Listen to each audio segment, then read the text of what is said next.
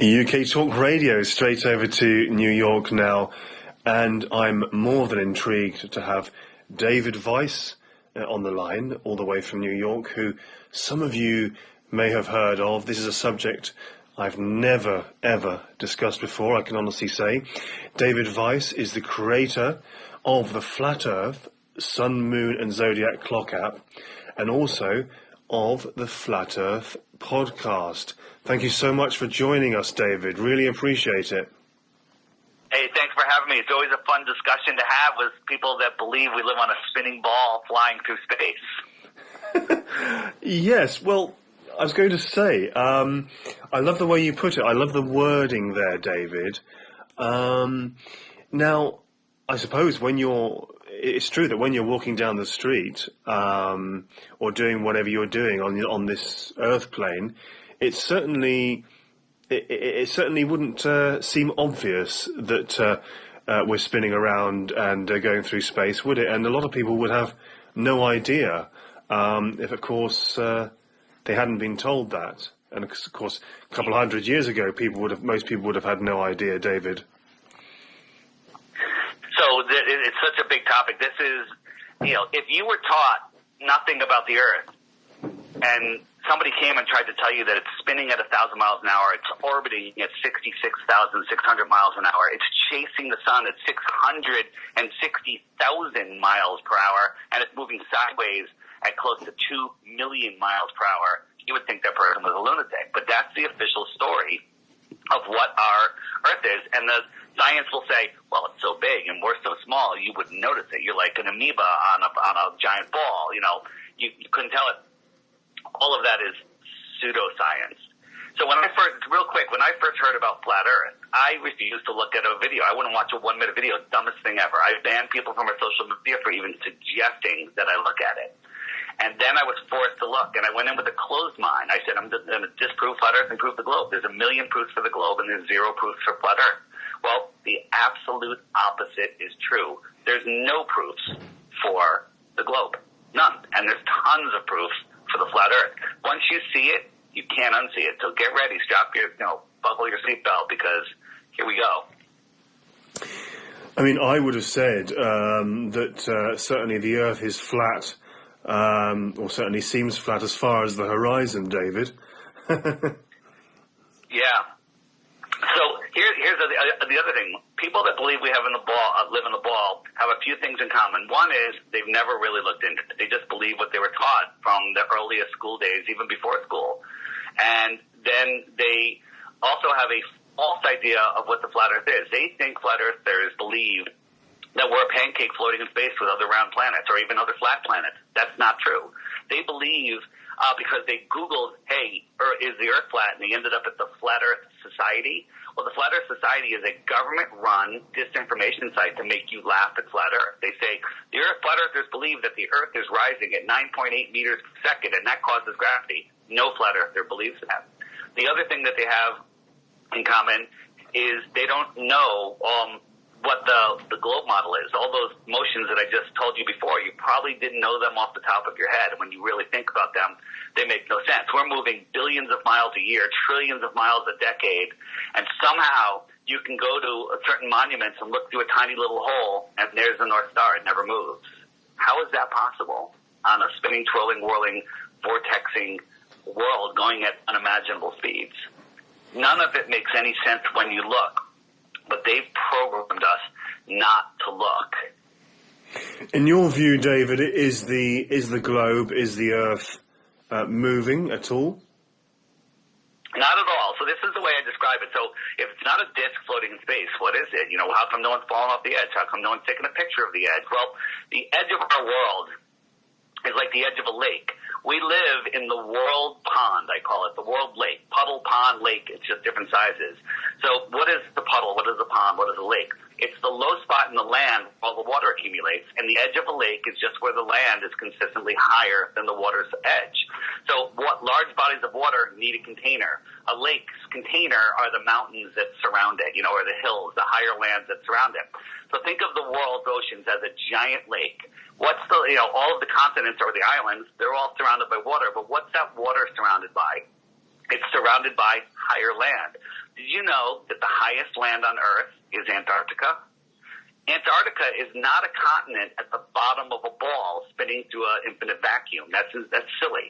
Antarctica is the land that surrounds the world pond. It's the higher land. If you sail to Antarctica, you're not allowed to go there, by the way, except on a guided tour, and the land is like 200 feet over your head. It's the container. It's the shoreline of our world. What's beyond Antarctica? I don't know. Since 1959, there's been a worldwide treaty, in fact, that says nobody can independently explore Antarctica until the year 2041. It can't even be questioned until then. So what is out there? Well, we don't know, but Antarctica is likely bigger than all of the continents and all of the oceans combined. And what's beyond there? We don't know. Maybe it goes on forever, like infinite space, and the heliocentric model.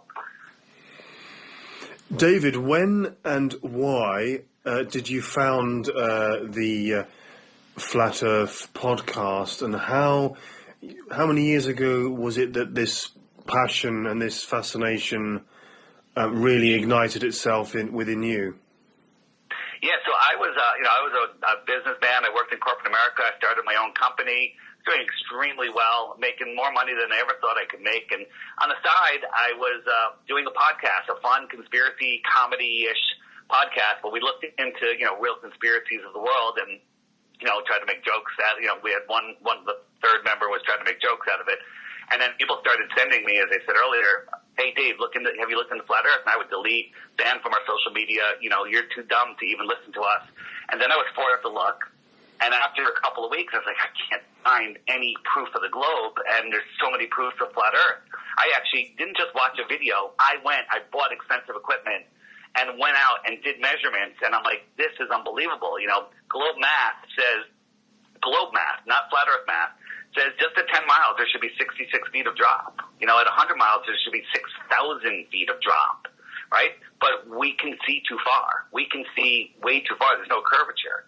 So that kind of took over a little bit, and my podcast kind of ended after 3 years, and then I started the Flat Earth podcast. I'm like, this is too interesting to not address. And then I realized the importance of, people say, this is what happens. People say, well, what about ships over the horizon? And I show them why ships appear to go over the horizon and why they're not going over the horizon.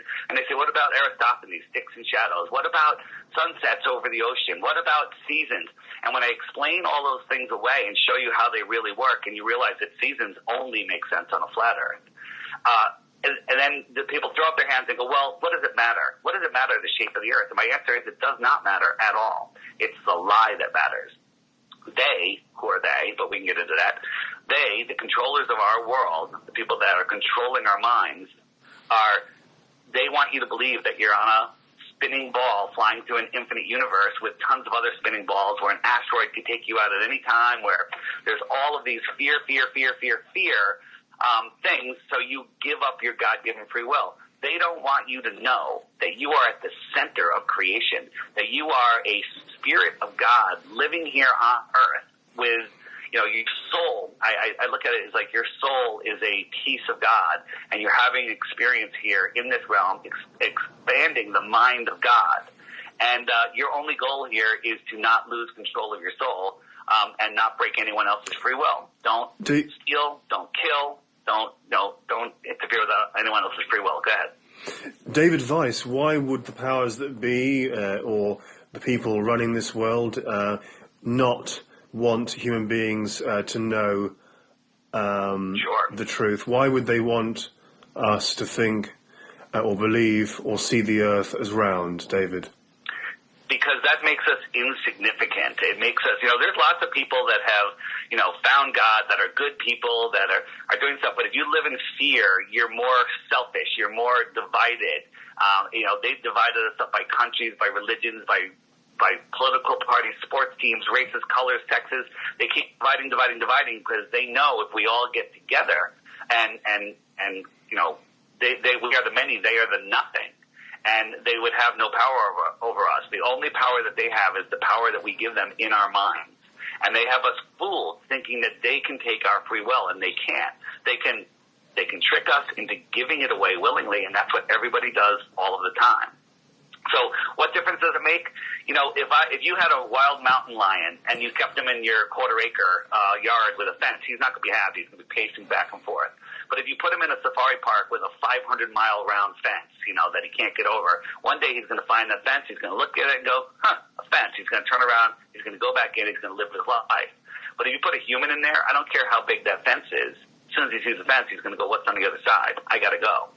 So they didn't put a fence around us. They put us on a ball. The ball is the fence. The ball is a prison. What if beyond Antarctica, across the plain, was more oceans and more territory? We might call that extra terra, extra land, extra territory. Well, you know, maybe there's people that live out there. Maybe there's advanced civilizations that live out there. And if they came over here, I would call them extraterrestrials from the outer space beyond Antarctica. Not flying through space, you know, coming from impossibly distant stars.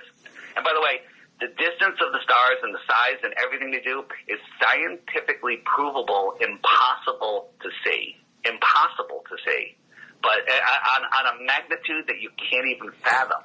And David. I do tons of interviews with visuals so you can actually see this stuff. I'm telling you, once you look into this, you cannot unsee it. David, are there any other planets? Are there any planets that are round? Is the moon round? Yeah, the moon sure looks round, but I ask you, look up at the lights in your ceiling right now and tell me what shape your floor is. There's no correlation. You know, look at the pool balls on a pool table and tell me what shape the table is. There's no correlation there whatsoever. But when we say planets, the only proof you have of planets are images, not photos, NASA gives you and Disney gives you. And you can also look up through a telescope and you can see a light, not a terra firma. You can see something, you know, when you look up and see Mars in the sky, it's the brightest star in the sky. It's kind of red. And you have to believe that that dusty, dirty ball is reflecting a distant sun all the way back to you where it's brighter than a burning star. None of it makes sense when you actually add science to it and you understand the inverse square law of light, how light travels, how light reflects. There's no way you can see that. When we look up and we see these wandering stars, they're in the Earth system. They're here. Everything we see in the sky is within the Earth system. We don't know how big they are. We don't know how far they are, but they're very close. If you look at the full moon on a... Yeah. David, forgive me, are you saying that people that deride and attack and criticize and mock, for want of a better term, flat earthers, are doing that because they are misguided as to what you really believe and they don't fully understand what you believe, and that's why they mock you? That's right. What they think we believe is not what we believe, and they don't understand. They haven't looked into it, so they're mocking us for something that we would mock also. If someone told me flat earthers believe, you know, this nonsense, I'd be like, that's crazy. But it's not about belief. Belief is the enemy of knowing. You believe you live on a ball. If I asked you, if we had more time, I would say, what's one thing that makes you think you live on a ball? And if we talked for a little bit, or you checked out my app, you would realize you have nothing. There's nothing. You know, people say photos. Well, there are no photos of Earth. Well, what about the blue marble? You know, what about the two pictures that NASA's given us? Well, you compare them and do scientific measurements on them. None of it makes any sense. David Weiss, am I right in suspecting that the most common question or the most common criticism that you get directed your way is, well, if the Earth is flat, why do people not fall off the edge and fall off the Earth? How often do you get that question? Is that the biggest question you get? I get it all the time, even after I explain how there is no edge, because people are so programmed. And I did it too. If you were on a lake in Kansas or, you know, wherever, in the middle of some big flat area, and you sailed to the edge of the lake, could you fall off the lake? The answer is no, because there's land there. When you get to Antarctica, there's tens of thousands of miles, maybe hundreds of thousands of miles of land. We don't know because no one's allowed to go beyond the 60th parallel with any fuel. It's off limits by all countries. people have tried. They've even got permission from their little rogue countries that gave them permission, and they were stopped by military force, threatened to be sunk, turned around, sent home, arrested, and jailed. So what's beyond Antarctica? No civilian is allowed to go there and find out. So where's the edge? I don't know. There may never be an edge. Maybe it goes on forever. How many years did you say you'd been on this particular journey, David? 6 years. 6 years. Oh, right. So relatively recent then. Well, yeah. How many people? There is an awakening. People think that, hey, the Greeks figured it out 2,000 years ago. That's a made-up story about Aristophanes. I interviewed a woman in February of 2020. She's 102 years old, and I was interviewing her about the World's Fairs that she went to in New York, and she had such a memory of her 5th birthday party. I asked her where she went to school, elementary school. She knew the teacher, the street, the school name, everything, even kids in her class. And I said, what did they teach you in science about school? And she said, they taught me the earth was flat. Then we found another woman from Croatia who said in the 1930s, she was in the 1920s, 1930s, all of Croatia, all of the schools were teaching flat earth. So then we started looking at microfilm and newspapers. And we found from the early 1900s a bunch of articles about teachers that were being persecuted and threatened with jail for trying to introduce the heliocentric system into the public school system. Okay? David. So this entire thing happened in the early 1900s. The hijacking of our world happened in the early 1900s. David, do you know roughly how many, do you have a rough figure for how many people in the United States, for example, are subscribers or members affiliated with this Flat Earth fraternity, if you like? Do you know roughly how many people in the US you've got that are close really followers? Hard to say. It's hard to say, but we have conferences all the time. Oh, yeah. And I did a little meetup, a local meetup, and 200 people showed up. I was like, I thought 10 or 20 people were going to show up. They did a survey in Brazil, and 10 million people said they think the Earth is flat. Okay? In Brazil alone, 10 million people are questioning the globe. Now, there's the flat earthers, we're like trying to figure out, are there multiple puddles? Are there circular, are there lands circling our puddle? There's all sorts of speculation on what it is, but what we all agree on and can scientifically prove using real science is that the heliocentric system is impossible. Nothing exploded, created everything, and then all of the matter, all of the rocks turned into balls, and all of the gases turned into bigger gas balls, leaving a vacuum in between. How does gas turn into a ball, leaving a vacuum next to it without a container? None of it makes sense. It breaks every scientific law there is. David, this has been a great introduction, a great overview. We've barely scratched the surface, but I'm grateful that you've got in touch with us and given us this overview, David. Now, how can people find you and contact you online? And what's your website called, please? Could you give our listeners some pointers, please? Sure. So real quick, if you try to Google Flat Earth, you're going to get served garbage. There's so much garbage on there, you'll have a hard time finding any of the real videos. They're shadow banned. They're still there, but you can find them. So I created the Flat Earth Sun, Moon, and Zodiac Clock app for Android and Apple. And what it does is every day it shows you a model of how it works. It shows you how seasons work. It shows you how day and night works. It shows you everything. There's a featured video every day, and this is the challenge I have. I'm offering a Bitcoin for anybody that can come up with one proof of the globe if they take the Flat Earth Challenge. Watch the daily video every day for 2 weeks, short ones during the week, a little longer ones on the weekend. And if you have any proofs of the globe, send it to me at info@theflatearthpodcast.com. And also, if anybody wants to interview me, that's the contact address.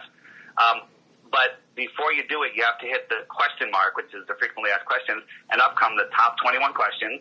And there's playlists of videos that will not be served to you online. You will not find these easily online unless you know the exact name and channel name. And it's all done by categories. And every question you have, like what about eclipses? What about boats over the horizon? What about southern flights? Well, all of the stuff. It's all answered in there. My podcast, my Instagram, and my website, all by the same name, The Flat Earth Podcast. And My YouTube channel, lots of short videos, DITRH. It's the initials for Deep Inside the Rabbit Hole, DITRH. But the best way, if you want to learn about Flat Earth, is take the Flat Earth app challenge. Well, I was going to... Sun, Moon, and Zodiac Clock app. Well, David, I was going to say you certainly haven't left me feeling flat about this subject, and you've given us a very well-rounded introduction to the subject, so thank you very much. All right, thanks for having me. Thank you, David. That was David Weiss on UK Talk Radio, all the way from New York.